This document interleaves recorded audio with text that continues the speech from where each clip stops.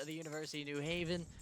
Garrett Lee with you as always. Tuesday, 6 p.m. right here on NEC Front Row. Last week we previewed the men's side of things on the hoops side. Well, now we're joined by head coach Debbie Buff.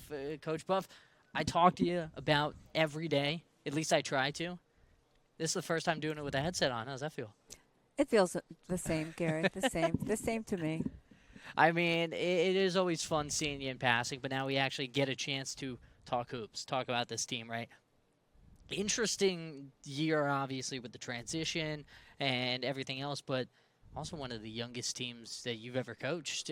Talk about the process of building this roster, creating this team, and now having to do it at the highest tier.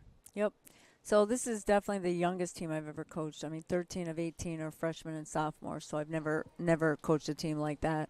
But they're also the most energetic team I've ever coached. So they come every day ready to play. The gym is loud, full of energy. So I really like that part of it because that's how you can grow the most. When they want to be here, they're working hard, they're working together, they're having fun, they're enjoying each other, which I think has a lot to do with success. Yeah, and then you go into that 8 freshmen, I believe. Yep. A lot of newcomers to this program. We talked about it as maybe in a way it can see some growing pains with that, but obviously a lot of positives with that. So far, just through camp with less than a month to go, approaching single digits till the opener, what are some of the biggest pros and cons to having such a young roster? Yeah, I think the pros is that they're eager to learn. They watch the upperclassmen. I mean, we only have 3 players that actually have any kind of experience with us. And then Addison coming in has some NCAA experience. But it's just a whole nother game. I mean, coming from high school is just way different. You know, we met with the freshmen today, and they said there's so many sets. There's so much to learn. We never, did all this in high school. So it's making that transition, still giving them opportunity to grow. But I said we're business. We got to get better every single day. So there's high expectations because we are Division I. But they've gotten better already. They're a team that really wants to do well successfully on their own. So we've done a lot of sports psychology things just to teach them what it means to be competitive and how to be confident. And so we're doing a lot of off-the-court training with them as well. I mean, you go into the transition to Division I, right? What has that been for you? Obviously, a lot of success at the Division II level. Last year, an NCAA tournament berth, and now making the jump. What has that transition been like? Yeah, I mean, I coached in high school. I coached a lot of Division I players. I coached, some Olympic athletes before. So basketball is basketball. Our system is pretty the same as it's been. So we're tweaking things, adding things, trying to simplify things a little bit. So I don't, Division I is basketball. I think they're just bigger, stronger, better athletes. So we got to try to make sure we're really prepared. So we want to give them I always say the answers to the test. So I want to really make sure we're prepared going into each game. Well, you go into this team specifically, something you mentioned a lot, team motto, buckle up. I feel like with a young roster, that's an excellent way to describe it. Going from the high school game to the college game, hey, you're going to have to buckle up and dig in. Right. Now you do that to the Division I ranks. Where did that come from? Where was that inspired from? Yeah, I think the day that we were announced that we were Division I, and I knew, the returner players said, Coach, we want to go with you. Like, are you going to keep us? I said, we're all going in this together. We're going to fight together. And I said, we're just going to have to buckle up. So it just kind of came to me in May when they decided, and the team really embraced that. And it's going to be tough. I mean, we're playing Xavier, St. John's, we're playing Fairfield, top 25 teams, and so we're going against some legitimate teams. So that's kind of where the buckle up came, and I think the game is a game of resilience. So if we fall, we can't fall back. We got to continue to build and continue to get better. So hopefully by NEC play in January, we've kind of been battle tested, which I know we will be. So that's kind of where the buckle up came from. It's a conference that has seen teams as of recent make the transition and compete right away, and feel like you guys are definitely in a spot to do that, especially with the non-conference. We'll get to that in a second. Yep. You mentioned the returners, though, and how they wanted to be part of this. They were by your side through the transition, and now you bring back a smaller group just due to people graduating. You had pro players last year, right? Yeah. At the Division II level, and now to the Division I level, you bring those back. Talk about those and And we'll start with that core group of leaders, right? Right. 3 players you wanted to spotlight, and this could. I don't. Do they know who are listed as your captains yet?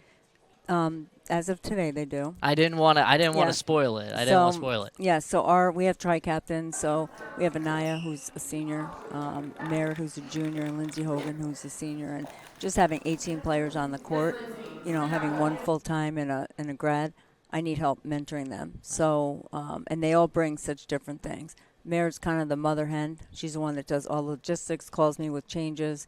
Lindsey Hogan is just as steady can be. She doesn't like drama. She wants to play basketball. She wants to have a legacy here in her senior year. And Anaya is probably more like me because Anaya doesn't care. She wants to win. She's going to call people out. She's high energy. She's improved a lot since last year in her first year. So those 3 captains are just all different, but they all bring such great qualities to our program. And you talk about Anaya, that's where we'll start out of the key group of returners. Brings back a sizable chunk in terms of points per game, right? And losing Paige, losing Charlotte, those are a huge bulk of that. Talk about her impact and how big she is coming into 25. Yeah, I don't think Anaya knows how good she is. I mean, she's our best athlete. She's gotten really fit compared to last year, so she's running harder in drills. She can run, she can jump. She doesn't always shoot the ball, so I keep telling her she's got the green light to shoot. I think sometimes she's almost unselfish, but her game has really progressed. She can play longer minutes, harder.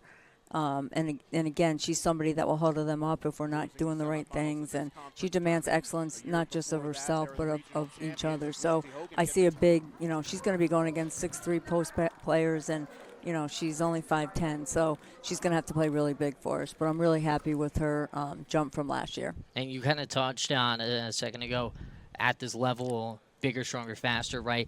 Athletes, though, tend to make really good jumps. A player like Anaya, who is so athletic, so quick, and does have the green light to shoot. And her game kind of, we mentioned a little bit ago, kind of models what you want to see at the Division I level, right? I wish we had her for a couple more years. But, yeah, you go against a team, Low Scrimmage and Quinnipiac. We're playing Fairfield this year, and their system players. They have size. They have skilled kids. They got 6 Lindsey Hogans on the perimeter. So a team like that. Now, a team like Xavier and St. John's, they more rely on their athletic ability. We've already started scout on Xavier, but they're just, they have a transfer coming in from Auburn, another one coming in from Ole Miss. Like, they're highly using the transfer portal to get better. So that's the advantage that they have.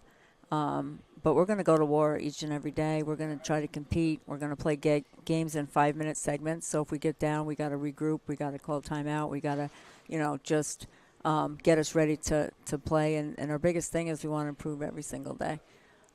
A player you mentioned a second ago as well, Lindsey Hogan, right? Yeah. An all-conference performer coming back for you guys. And we mentioned just how big players' impacts are on the court, but how big is she off the court, especially being named a captain, being a leader, and one that kind of you look at as leading by example on the floor? Yeah. We've had meetings with Lindsay because I didn't think in the past she was as vocal as she needs to be. She just likes no drama. She just wants to stay even keel, which is good for her. But I challenged her at the beginning of the year to play harder, longer periods of time. And I said, what kind of legacy? You've had a great career. You were an NCAA member last year. You've been all conference. What do you want to leave as your legacy? So she's really stepped it up the last couple weeks, and she can shoot it. She can definitely shoot the ball, but she's also rebounding. She's just playing harder. She's running the floor harder. And Lindsay, the bigger game, the better Lindsay plays. Like, she's a high-level player. She likes the lights. With Providence a couple years ago, she had 24 points. Like, the bigger the game, the better she plays. Well, then you go into 2 younger faces, one that was here last year and one that wasn't. Both were very impressive in the NE10. First, the returner in Sky, and Skylar Coles. And to get her being such a young face, all-rookie team last year, now into this year, someone that you look at and say, hey, we can grow with her the rest of the way. Talk about Sky, and also I think one of the better personalities on the team as well. Yeah, Sky is a personality for sure. She played last year. She was our 6th man, did start in some games. She's a big guard. You can post her up. She can play the 2. She can play the 3. She's just really a strong player, and I see she hates to lose. She's a competitor. So like today's practice, we were a little sluggish, and she got mad at him. So she's got to really step up offensively. I told her she needs to be more of a scorer. Last year, I think she was kind of unsure what her role was because she didn't want to. There was a lot of seniors. She didn't want to step on their toes. She's a competitor, and if you challenge her, she rises up to the challenge. So I think she's going to be a key to us being competitive this year. And the new face, the transfer in Addison, Addie again, personality. Yeah. Off the charts. But bringing in a different type of experience from a school in St. A's that has had a couple of D2, D1 transfers, and they've made a lot of impact. Touch on her and kind of where her role will be going into 25-26. Yeah, Addie, I mean, I knew she was good because I coached against her last year. But what I didn't know is how physical she is. She's a competitor. Like today, I told them they had one possession to score. If they don't score, then they lose. And she literally dove on the ball to get a loose ball just to do that. So she's really a competitor. She's very physical. She can shoot it. She can post up a little bit. She told me that she's learned a ton in the short amount of time, but she's all in. I mean, she does have a big personality too, but just a great person, and she's still young. She's only a sophomore. But what I like about her is her physicality. She'll do whatever. She's very competitive on the court, but off the court, she's a gem. She's fun. She's funny. But I think she's going to do some really great things for us. And has a lot of experience playing. NCAA experience, yep. Playing at the collegiate level. Yep. It doesn't matter at what level. She brings in a lot of experience for someone so young. And how valuable is that to have a younger player who is so mature on the court? Yeah, I mean, I kind of put her and Sky in the same category because they're both very good players as freshmen. They're both NCAA candidates, and but she's locked in. She's still learning, because our system is different, and she's learning. But what she said she loves about it, she goes, we have 18 people that really want to be here, and that's something she was looking for. But she's a good kid, but as you say, her personality off the court is a little. You wouldn't think she's the same kid on the court, but on the court, she doesn't fool around. She's all business. She works hard. So I think she's going to do some really great things for us. Well, let's talk about this schedule, right? Opening it up with a bang is at Xavier in Ohio, and then you come right back home, play an Iona team that has a lot of success in the MAC. Later on in the docket, Fairfield, which has been a nationally ranked team in years past, a constant team in the tournament, and obviously a nicer road trip for you guys as well. Let's start with those three. You can add BU in there. We'll touch on more of the home dates in a second. Yep. But those three you've highlighted as big ones, and how big are they for this program that's starting off the Division I ranks? Yeah, Fairfield, obviously a close school. We're doing that for Kids Day, so it'll be an earlier game, but extremely well coached. People want to play for them, husband-wife team, but they're very disciplined, but they're system-oriented. They beat Villanova last year, so they're a top 25 team, and they also did it without their point guard. So, but again, system team, but they know how to play. They know how to play basketball, so they're gonna be really tough. Iona has a lot of players back. We just looked at filming them yesterday. They're physical, they're strong. So again, this is just what we're kind of seeing early. Xavier is just so athletic, and their transfers are like, they're pretty big-time transfers. So we're going on Sunday, so we'll have 2 practice days going into that. But I think our team knows what we're up against, but do they really know until they actually get there? So that's something that they're going to have to adjust to. We just did a scout today on Quinnipiac for a scrimmage on Saturday. That was the first time they got to see a scout, what we look for in film, personnel. So for the freshmen, they were like, we've never did any of this in high school. So it's all very new to them. But our returning cast has had all this from the last couple of years. Yeah, and just, again, part of that growing of being such a young team, figuring it out, jumping right into it with a team like Xavier is obviously a little bit stressful, but I feel like a pretty big positive going the rest of the way with other big games. Yep. But you know what you're getting in day one. Yeah, right? I agree with that. And I think this Saturday with Quinnipiac, because it's our first scrimmage, we're going to get tested. So, we're going to find out what our weaknesses are against a very well-coached team, a very skilled team. So I think Saturday is going to be kind of a telltale to where we are at this point. I think a really cool thing about your schedule is the home dates are electric. I mean, BU at home, Iona, like we mentioned, Yale coming here. these big dates. I mean, to be able to get that and trying to put butts in seats over at the Hazel Center, you guys have definitely done the part to that. How cool is that to see? Obviously, big name teams on the schedule, but them coming here Right. rather than going there. Well, that was my plan. So I just wanted home games because it's tough going Division One with the schedule, the amount of games. We have engineers on our team. We have forensic science. We have really tough majors. 3.5 GPA, by the way. So I try to get as many games as home as possible. And that was my goal. So it worked out where, people wanted to play us. They needed games. So I said we had to go home. We're going to go home and home with a lot of those schools. Yeah. And you get Yale at home. Yep. Battle of New Haven in a way. Yep. How cool is that? That's awesome. And next year we already picked up Sacred Heart. So we're trying to stay local with some of them. So, and then playing St. John's on the 17th. Yeah, St. John's as well. I apologize. When school gets out, that's going to be a tough game. But we're going to have that for kids night and then high school night. So it's free admission. So I'm trying to put that out there December 17th at 7. And we're trying to fill the gym for that game since we don't have students here. St. John's adding in another massive game for you guys as well. And it all starts November the 4th versus Xavier on the road.